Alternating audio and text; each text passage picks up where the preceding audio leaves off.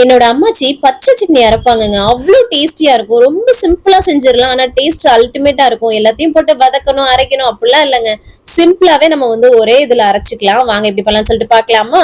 ஒரு mixie jar எடுத்துட்டு அதுல வந்து காரத்துக்கு ஏற்ப வரமிளகா எடுத்துக்கோங்க. அந்த வரமிளகா கொஞ்சம் தூக்கலா போட்டுக்கோங்க. அப்பதான் சொல்லுன்றதா டேஸ்ட் ரொம்ப நல்லா இருக்கும். சின்ன துண்டு புளி, அதுக்கப்புறம் 10 பல்லு பூண்டு, அதுக்கப்புறம் கருவேப்பிலை ஒரு கைப்பிடி, அதுக்கப்புறம் வெங்காயம் வந்து கட் பண்ணி சேர்த்துறேன். கூடவே தக்காளியும் வந்து சேர்த்துட்டு இதை அப்படியே வந்து அரைச்சு எடுத்துக்கலாம். இந்த அளவுக்கு திப்பி திப்பியாவே கொஞ்சம் அரைச்சுக்கோங்க. ரொம்ப ஃபைனா அரைக்க வேண்டாம்.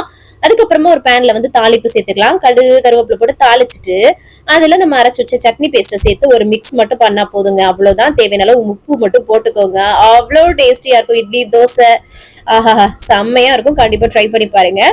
நான் அன்னைக்குன்னு வந்து பாத்தீங்கன்னா கருப்பு கவுனியை வச்சு இட்லி தோசை மாவு பண்ணியிருந்தேன்னா அதுல வந்து நல்லா முருகலா ஒரு தோசை போட்டு அப்படி சூப்பரா வச்சு சாப்பிட்டேங்க. அவ்வளோ டேஸ்டியா இருக்கும். கண்டிப்பா ட்ரை பண்ணி பாருங்க. இந்த மாதிரி வீடியோஸ்க்கு நம்ம சேனலை சப்ஸ்கிரைப் பண்ணி சப்போர்ட் பண்ணுங்க. தேங்க்ஸ் ஃபார் வாட்சிங். பாய்.